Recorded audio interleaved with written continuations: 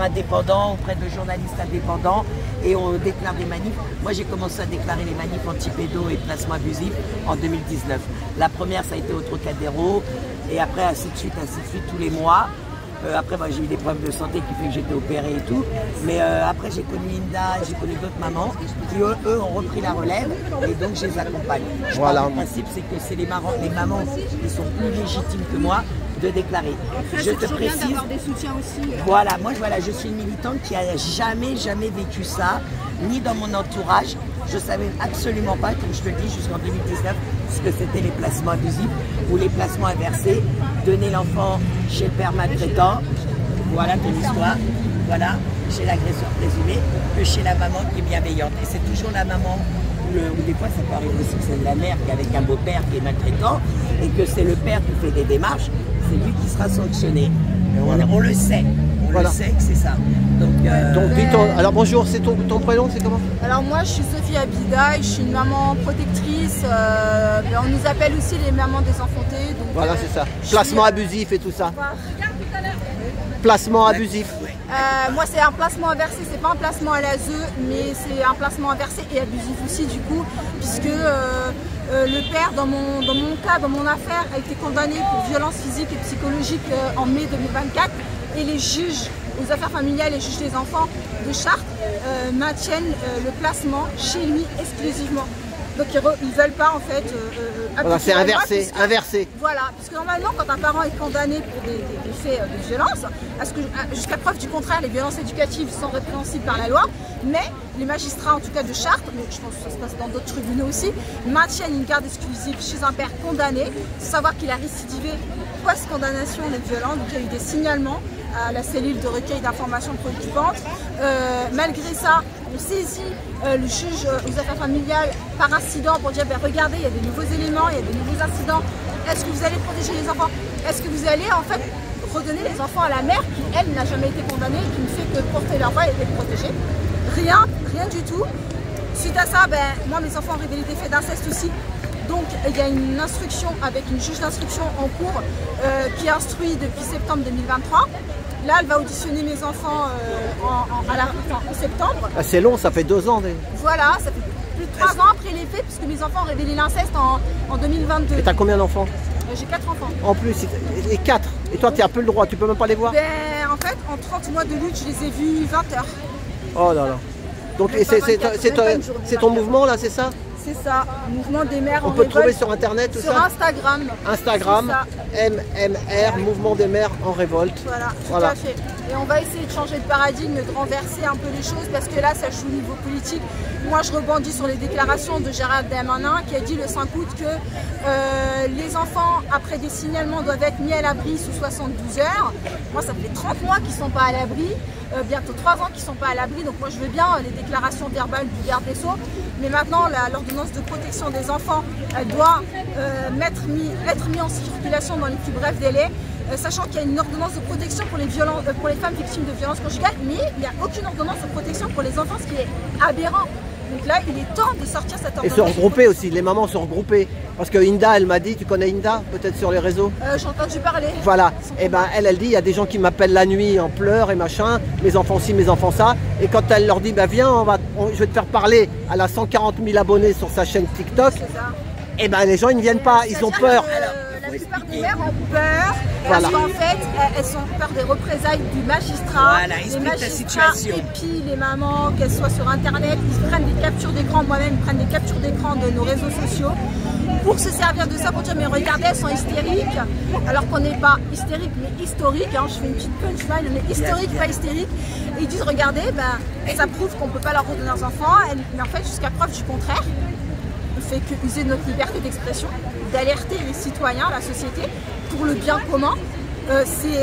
La liberté d'expression est protégée par la Déclaration universelle des droits de l'homme et du citoyen. Donc pourquoi on nous impute, pourquoi des magistrats vont épier nos réseaux sociaux, prennent des captures d'écran, s'en servent en procédure pour dire elles font du dénigrement de la justice, elles dénigrent la justice.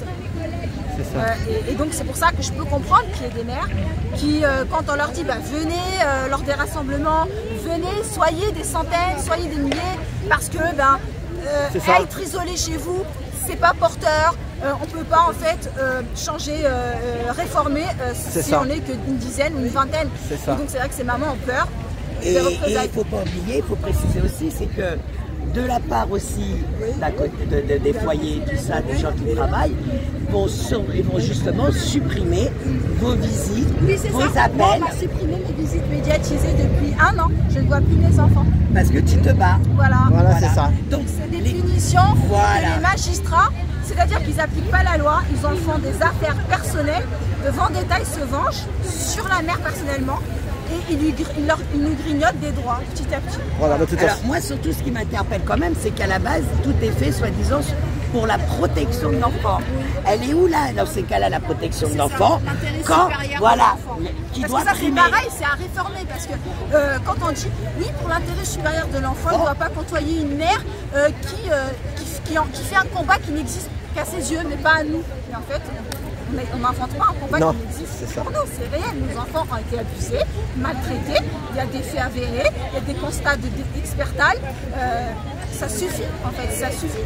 Et là, c'est pour ça que là, il est grand temps que le gouvernement prenne ses responsabilités quand ils disent qu'on va en faire une affaire primordiale. Le quinquennat de la protection de l'enfance, c'est pas vrai. Le système de protection de l'enfance craque en France. On a vu la commission d'enquête. Enfin, c'est pas possible, il faut que ça s'arrête.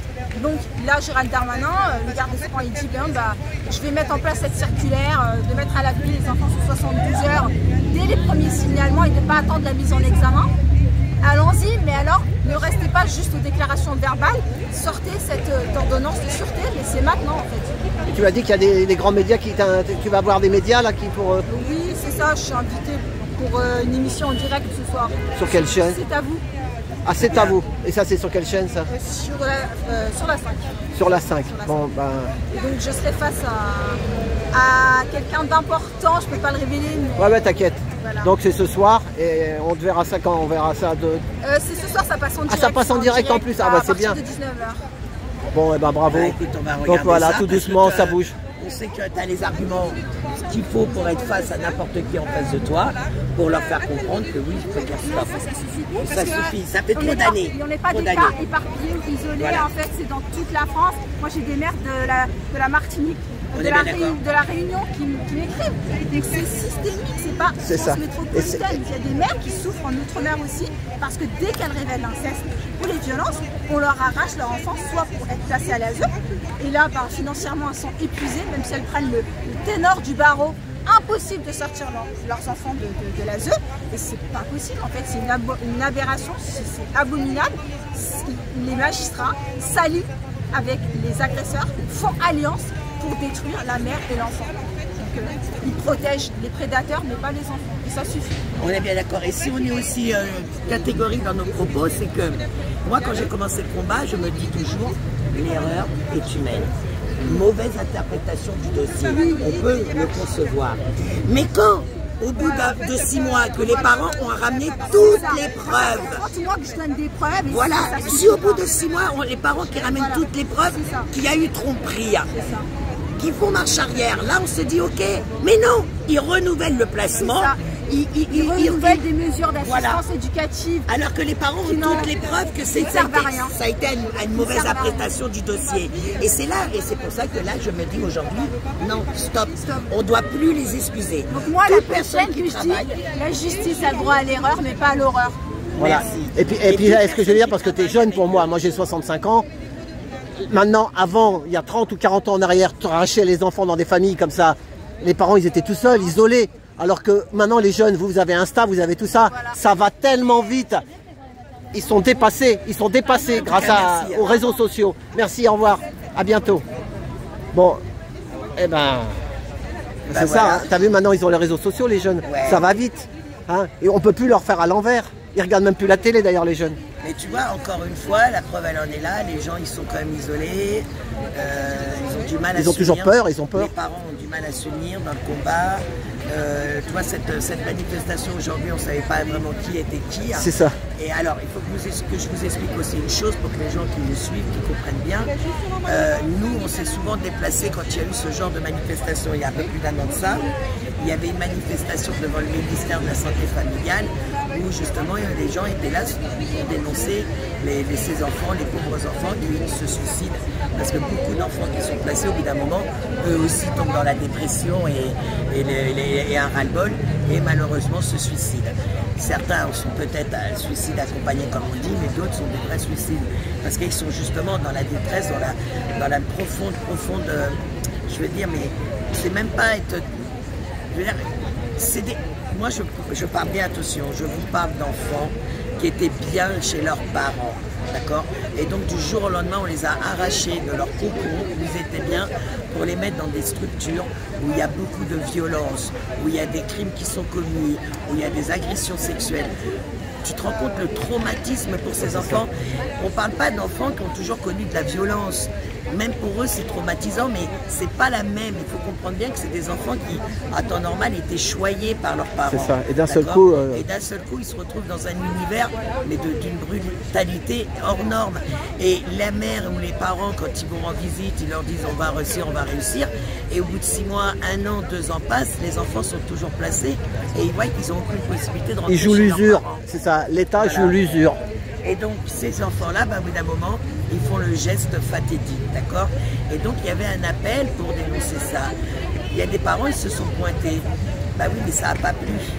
Parce que nous, on attaque réellement la ZEU. Et les gens qui étaient là, non, c'était pas pour attaquer le système. Eux, ils étaient là pour demander plus d'argent pour éviter ces suicides. Mais à la base, c'est pas l'argent qui va éviter ces suicides.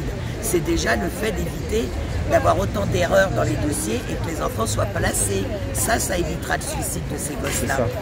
Et donc, tu vas dans ce genre de rassemblement et tu te fais jeter. Hein.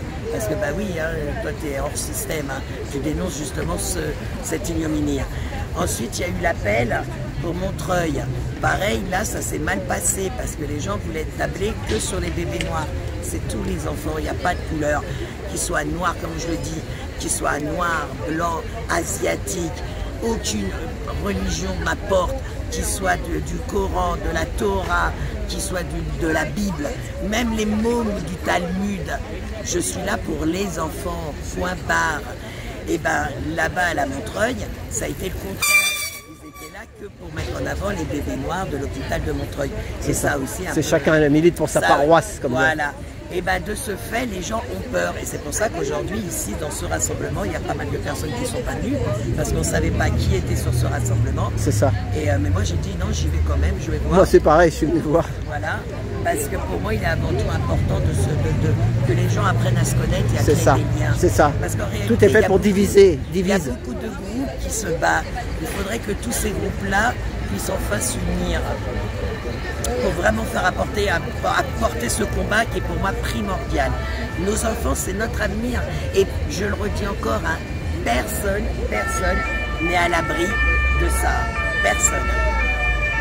Personne n'est à l'abri de se retrouver son enfant placé. Hein. C'est un camarade qui arrive. Mais voilà, donc c'est pour vous dire, hein, c'est que vraiment personne. Et attention, alors oui, ça touche plus, on va dire, des enfants issus de l'immigration. Ça touche plus, on va dire, le milieu social un peu défavorisé. Mais sachez que si vous êtes militant, demain on peut prendre vos gosses pour vous neutraliser. C'est ce qui s'est passé pour des médecins qui ont dénoncé, notamment des pédopsychiatres, qui ont dénoncé, qui dénonçaient des viols incestueux sur leurs patients, et que comme ils l'ont dénoncé pour le neutraliser, c'est son gosse qu'on a placé. Ah ouais, s'ils disaient la vérité. Ah ouais, dès qu'ils disent la vérité. Voilà. Ça arrivait à des avocats aussi. Donc c'est aussi pour ça qu'il y a beaucoup dans les corporations qui pourraient faire avancer le combat, ne se bougent pas, parce qu'ils savent que si tu as des enfants, à un moment ou à un autre, l'État viendra mettre la main sur tes gosses si tu bouges trop. C'est ça aussi. Donc tu vois bien que nos enfants, pour eux, c'est une monnaie d'échange en réalité. Donc rien n'est réellement fait pour la protection de nos gosses. C'est nous et nous seuls, citoyens, qu'on pourra faire évoluer les choses et faire vraiment avancer les choses. Mais pour ça, il faut s'unir et puis il faut surtout prendre le combat à bras le corps et ne pas avoir peur, c'est d'y aller et de s'unir. C'est ça. Eh ben, merci Nadia. Merci à toi Alain. Merci. Attends, on va couper. Voilà, donc nous étions sous la République pour ce qu'il en reste. Voilà. Allez, eh ben, attends.